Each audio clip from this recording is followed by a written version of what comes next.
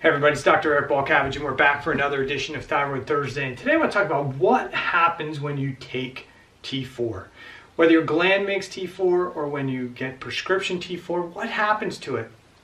In conventional medicine, we're kind of taught that T4 gets into the bloodstream, it gets transported into the cells, it gets converted into T3, and it binds to receptors in the nucleus, and that stimulates the metabolism. That is kind of that linear and that simple, and that all tissues act and behave the same. And that's just not the case. T4 has a bunch of different ways that it can go. So once T4 gets into the bloodstream, T4 can be converted into T3 inside the cells. T3 is the active form of hormone, or the most active form of hormone. There's actually other forms of thyroid hormone that are active as well. So T3 is what we really want to have happen. T4 or T3 get into the cells, bind to the receptors inside the nucleus of the cells. That stimulates metabolism. But under certain situations, like stress situations, T4 can be converted into reverse T3. Now, very few people have reverse T3 tested because the assumption is that as long as TSH comes within normal range, that T3 must be getting into all the cells in the body and be converted. T4 must be getting into all the cells in the body, converted into T3, binding to receptors, and thyroid physiology must be okay. But that's just not the case because the brain and the peripheral cells actually behave a little bit differently. When T4 converts into T3, this actually decreases cell metabolism, okay? So if you're making T4 into more reverse T3, we're actually likely going to have decreased cellular metabolism. T3 will actually increase cell metabolism.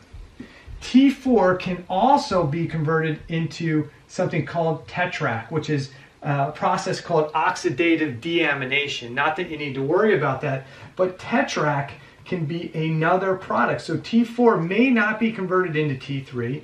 It could be converted into reverse T3, which decreases metabolism, and it could be converted into tetrac, which could also downregulate cellular metabolism. And I'll talk about how that works on another video. The last thing that can happen to it is T4 can be driven to the liver, and it can be glucuronidated or sulfated, and these are little extra pieces that are bound onto the T4, and that aids in their removal and clearance from the body. So just because you get T4, it does not mean that all the T4 you get is going to get converted into T3 and stimulate your metabolism. The assumption may be that that's what's going to happen, but in many cases, this happens, or this happens, and you can have normal TSH levels for multiple reasons, but not get T4 into the peripheral cells of your body and result in hypothyroid symptoms. Now, why does it happen? I've talked about this many times, that the cells of the brain, especially the pituitary and the hypothalamus, act a little bit differently than a lot of the peripheral cells in the body.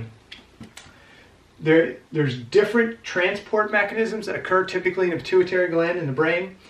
There's different deiodinase enzymes, especially in the pituitary gland, and there are different receptors throughout the body. So all the tissues act and can behave a little bit differently. There isn't this uniform function of thyroid hormone in all the cells because of these mechanisms.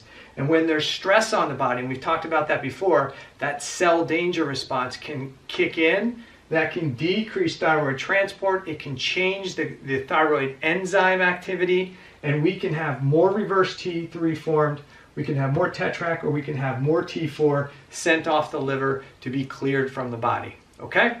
Hopefully that gives you a little bit more insight. Look forward to more Thyroid Thursday videos on in the future. And if you have any questions, put it below wherever you watch this video. Okay? Take care.